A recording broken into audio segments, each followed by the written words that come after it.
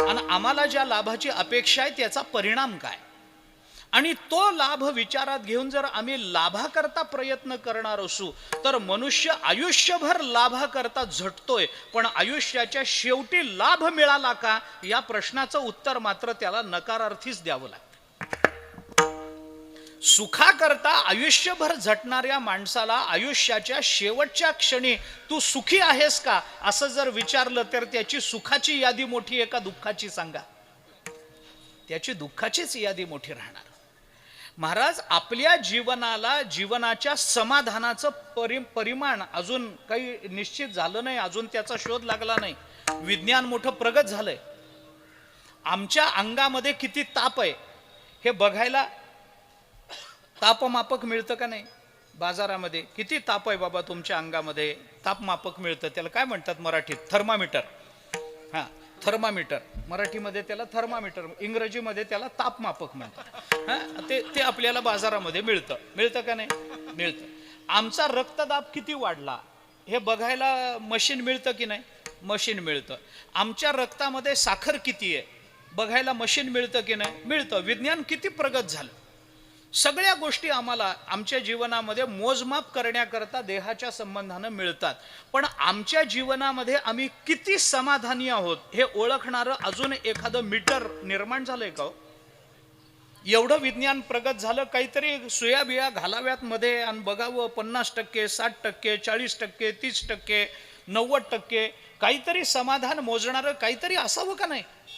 असं काही नाही. अजून त्याचा शोध लागला नाही. पण त्याचा शोध विज्ञानाला लागला नसला तरी याचा शोध देवाने आधीच लावून ठेवलाय. आणि याच्याकरता एक माप आपल्याकडे देवाने जन्माला घालतानाच ते माप आपल्या पदरात टाकलंय, आपलं मन. प्रामाणिकपणानं आपल्या मनाला विचारा की आपण किती टक्के समाधानी आहोत. आपलं मन खोटं बोलायचं नाही. हा, बाहेर सांगताना तुम्ही किती वाढवून सांगा, मला त्याबद्दल तक्रारच नाही, पण तुमचं मन तुम्हाला, आपलं मन आपल्याला प्रामाणिकपणानं सांगतं की आपण खरंच समाधानी आहोत का नाही आहोत. मी खरं सांगू आपल्याला, तुम्ही जगाला फसवू शकाल पण देवाला आणि मनाला फसवणारा अजून जन्माला आला नाही. आपल्या मनाला आपण फसवू नाही शकत, नाही फसवू शकत. मग आपल्या समाधानाचा विचार आपल्या आयुष्याच्या शेवटी केला तर उत्तर नकारार्थी येतं. का येतं? लाभाकरता प्रयत्न केले की नाही? केलेले प्रयत्न प्रामाणिक होते की नाही? प्रामाणिक होते. केलेल्या प्रयत्नांमध्ये लाभाची जाणीव होती की नाही? होती.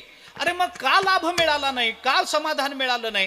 कारण तो लाभ करून घेण्याकरता आम्ही जिथं जिथं फिरलो ना तिथं तिथं त्या लाभाची उपलब्धीच नव्हती. आमचं दुर्दैव असं आहे, आमचं म्हणजे आपल्या सगळ्यांचं दुर्दैव हे आहे महाराज, की आपण जिथं आहे तिथं कधीच जात नाही आणि नाही तिथं जाऊन नको ते शोधत राहतो.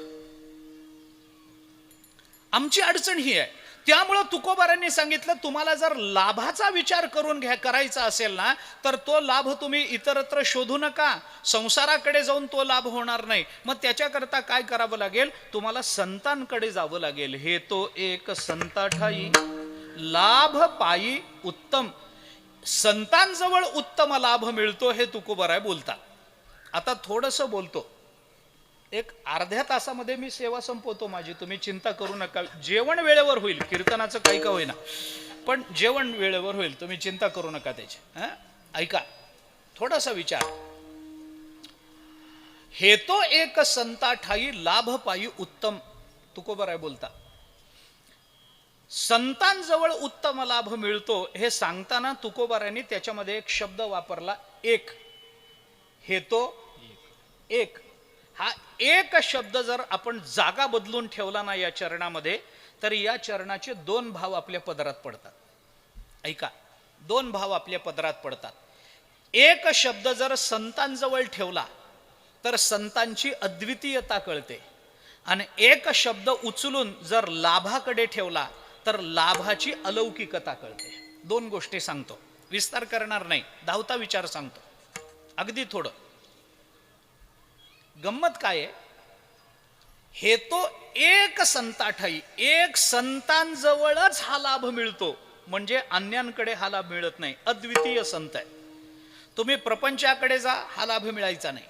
प्रपंचाकडे गेल्यावर कोणता लाभ मिळतो? कोणताच मिळत नाही, कोणताच नाही. यया फळना चुंबिता फुलना तुरंबिता, जे काही पंडुसुता ते रुखची हा. ज्ञानोबराय बोलतात 15वा अध्याय पहा. न रूपमस्येह ततोपलभ्यते, नांतो न चादिर न च संप्रतिष्ठा, अश्वत्थमेनं सुविरूढ मूलम, असंग शस्त्रेण दृढेन छित्वा.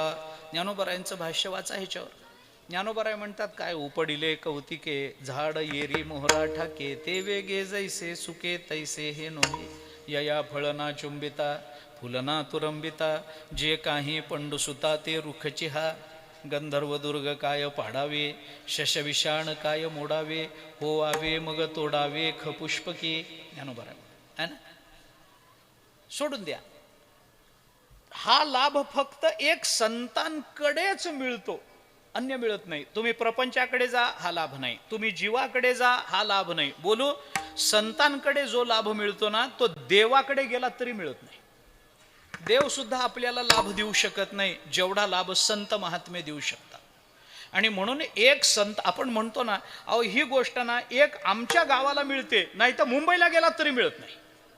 माणूस म्हणतो ना अभिमानानं काही काही वेळ, अमुक अमुक एक गोष्ट आहे ना ती फक्त आमच्याच गावाला मिळते, बाकी इतर कुठंच मिळत नाही. तुम्ही कुठेही जा, बस कुठेही तुम्ही, कोंडाजीचा चिवडा नाशिकलाच मिळत, नाशिक जिल्ह्यातच मिळेल. मुंबईला जा तुम्ही, मिळत नाही आपल्याला तसा चिवडा. माणूस म्हणतो की नाही, अभिमानानं सांगतो आपल्या आपल्या जिल्ह्याबद्दल, आपल्या गावाबद्दल, आपल्या तालुकाबद्दल अभिमानानं सांगतो, आमच्या गावातच मिळत. तसं हा लाभ होतो ना, तो फक्त संतांकडेच होतो, अन्य ठिकाणी कुठेही हा लाभ आपल्याला होऊ शकत नाही. म्हणून हेतू एक संताटाई. मग तुम्ही कुणाकडे जा, कुणाकडे जा, कुणाकडेही जरी गेलात तरी, मी म्हटलं ना, देवाकडे गेलात तरी तो लाभ होत नाही जो संतांकडे होतो. मी एक वाक्य बोलतो. देव आपल्याला जे देतो ते संत देऊ शकतात, पण संत आपल्याला जे देतात ते देवही देऊ शकत नाही. विठ्ठला विठ्ठला विठ्ठला प्राप्ती नाही, ऐसे वेद देते ग्वाही. वेदाने सांगितलं संतांजवळ हा लाभ मिळतो, इतरांकडे तो मिळत नाही. म्हणून एक संतांजवळच हा लाभ मिळतो, हा जसा एक अर्थ, तसं संतांकडे गेल्यानंतर एकच लाभ मिळतो, हा दुसरा अर्थ. संतांकडे गेल्यावर 100 लाभ नसतात, एक लाभ. माणसाच्या जीवनाची धन्यता कितीदा होणं अपेक्षित आहे? एकदा. माणूस धन्य होतो एकदा, 10-10दा धन्यता नसते. माणसाच्या जीवनाचं कल्याण कितीदा होतं? एकदा कल्याण, 2-2दा, 10-10दा कल्याण नाही. एकदा कल्याण झालं, पुन्हा कल्याणाची अपेक्षा निर्माण झाली तर पहिलं कल्याण खोटं आहे, त्याच्याशिवाय दुसरी अपेक्षा निर्माण होणार नाही. आणि पहिलं कल्याण जर खरं असेल तर दुसऱ्या कल्याणाची अपेक्षा नाही. माणसाच्या जीवनाचं कल्याण 2दा होत नाही, दुसऱ्यांदा जर होत असेल तर ते कल्याण नाही, ती भिवंडी आहे. ते कसलं कल्याण आलं? कल्याण एकदा होतं हो जीवनाचं. संतांकडे गेल्यानंतर संत आपल्याला एकदाच असं धन्य करतात की पुन्हा धन्यतेच्या अपेक्षा जिवंत ठेवत नाही. ऐका, म्हणून संतांकडे गेल्यानंतर आपल्याला एक लाभ होतो. एक लाभ होतो म्हणजे काय? एक लाभ होतो म्हणजे एकाचा लाभ होतो. ऐका, एक, याला षष्ठी तत्पुरुष समास म्हणतात व्याकरणामध्ये. एक लाभ म्हणजे एकाचा लाभ होतो. आणि एकाचा लाभ घेतला, एक शब्द संख्यात्मक न घेता स्वरूपात्मक घेतला पाहिजे. विठ्ठला विठ्ठला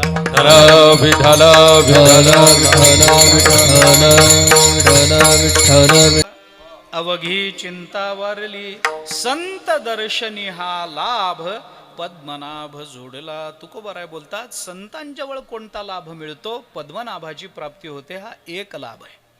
पुष्कळ विचार आहे. संतांच्या संगती असा आहे, माणसाच्या जीवनामधला जो लाभ आहे ना, हा लाभ वस्तूचा नाही. वस्तूच्या लाभामध्ये जे धन्यता मानतात ना, ते प्रपंचातच राहतात. परमार्थ वस्तूच्या लाभाला लाभ म्हणत नाही, विचाराच्या लाभाला लाभ म्हणत असतो. ऐका, तुकोबारायांनी म्हटलंय, विचार नाही नर खर तो कैसा, पाठीव आहे भार ज्ञान लगड जैसा.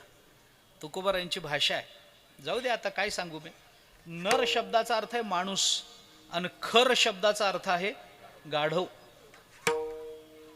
जो नर विचार करत नाही तो खर आहे, असं तुकोबारायांचं म्हणणं आहे. नर आणि खर याच्यात अंतर नाही. न काढून ख घातलं की माणसाचा गाढव होतो. आणि ख काढून न घातलं की गाढवाचा माणूस होतो. एवढंच आहे. न ख माणसात आणि गाढवात अंतर किती? न ख नखाचंच अंतर आहे माणसात आणि गाढवात, फार अंतर नाही.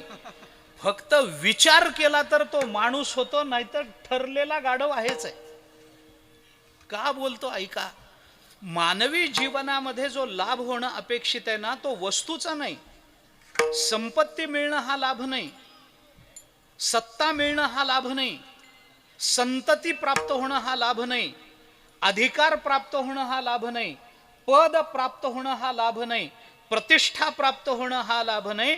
चांगला विचार प्राप्त होणं हा मानवी जीवनातला सर्वोत्तम लाभ समजला जातो. संतांच्या जवळ गेल्यानंतर आम्हाला लाभ प्राप्त होतो. कोणता लाभ?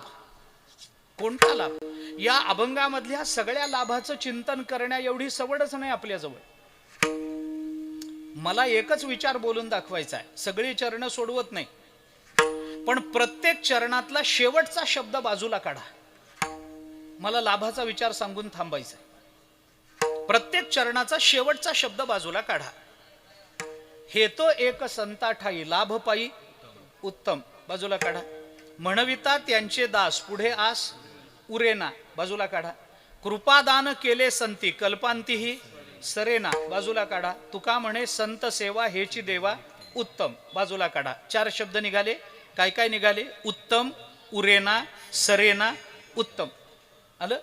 उत्तम, उरेना, सरेना, उत्तम. उरेना आणि सरेना या दोन्हीला वर एक उत्तम लागले आणि खाली एक उत्तम लागलं, संपुट लागलं उत्तमाचं. ऐका, थोडी गंमत सांगतो अभंगाची. अभंगाच्या रचनेची तुकोबारायांनी केलेली गंमत तेवढी सांगतो. माणसाच्या जीवनात सगळंच उरतं असं नाही, आणि माणसाच्या जीवनात सगळंच सरतं असंही नाही. सगळंच उरत नाही आणि सगळंच सरत नाही.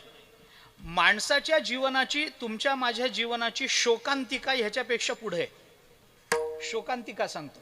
आपली शोकांतिका ही आहे, आपल्याला जे उरावं वाटतं ते नेमकं सरत जातं, आणि आपल्याला जे सरावं वाटतं ते नेमकं उरून बसतं.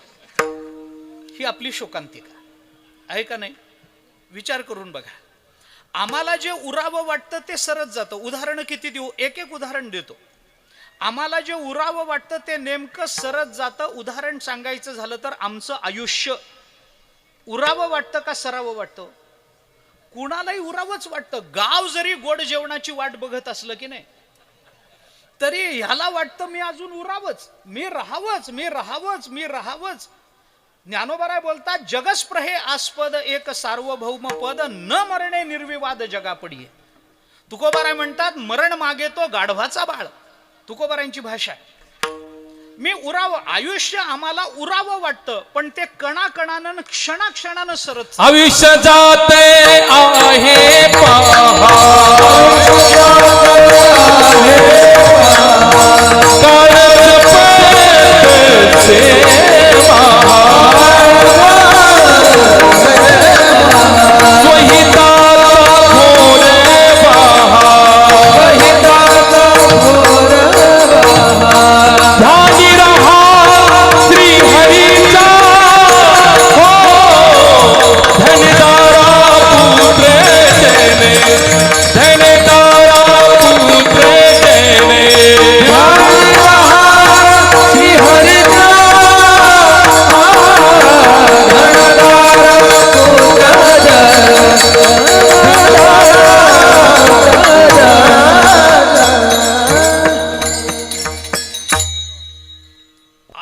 चाललंच आहे. आम्ही किती थांबवण्याचा प्रयत्न केला तरी थांबत नाही. ज्ञानोबाराय बोलतात, 9वा अध्याय काढून बघा. ज्ञानोबारायांनी गोड चिंतन केलं. मोठ्या दृष्टांतानं ज्ञानोबाराय चिंतन करतात. आता हे काय सांगावं, थोडं हे न बोलण्यासारखंच आहे, पण बोलतो. ज्ञानोबाराय बोलतात म्हणून बोलतो. बाळ बळिया वाढे, भोजेनाच ती कोडे, आयुष्य निमाले अंतुलियेकडे ते ग्लानीची नाही. दरदरुसा पगळी जता आहे उभा, की तो मासिया वेटाळी जिभा, ऐसा कवणे प्राणिया लोभा वाढविती तृष्णा आहा कटकटा ये वोखटे मृत्युलोकीचे उफराटे येथ अर्जुना जरी अवचटे जन्मलासी तू तरी झडझडोनी वहिला निघ ये भक्तीची ये वाटे लाग जिया पावसी अव्यंग निजधाम माझे मनमना भव मद्भक्तो मद्याजी माम नमस्कुरु. 9वा अध्याय शेवटचा श्लोक ज्ञानोबाराय बोलतात, लक्षात घेऊन. आम्हाला लहानपणी शाळेत शिकवलं, घटका गेली पळे गेली तास वाजे झणाना आयुष्याचा नाश होतो रामकार्य म्हणाना. शाळेत आम्हाला शिकवलं, अरे घटका घटकानं पळापळानं क्षणाक्षणानं सेकंदा सेकंदानं आयुष्य पुढं निघारतलंय. आम्हाला कितीही उरावं वाटलं तरी आमचं आयुष्य सरत चाललं. विष खातो काळ सावधान, विष खातो काळ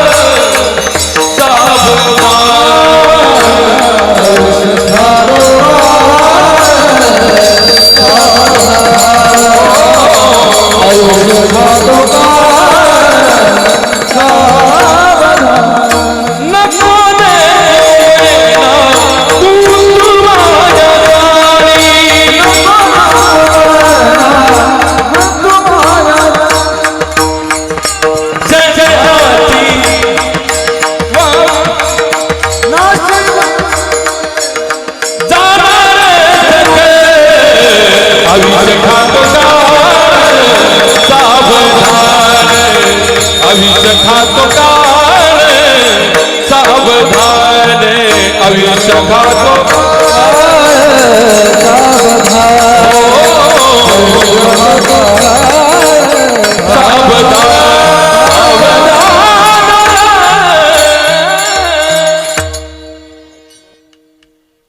आयुष्याला लगाम नाही. जायाचे शरीर जाईल क्षणात, परी हा गोपीनाथ पाविचिना.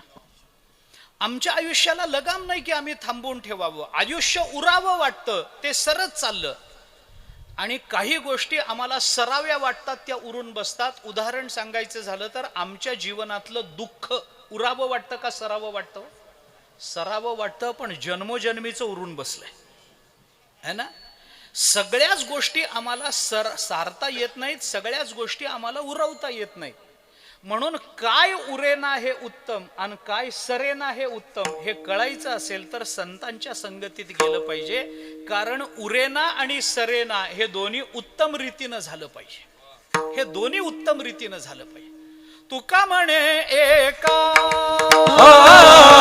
तुका म्हणे एका तुका म्हणे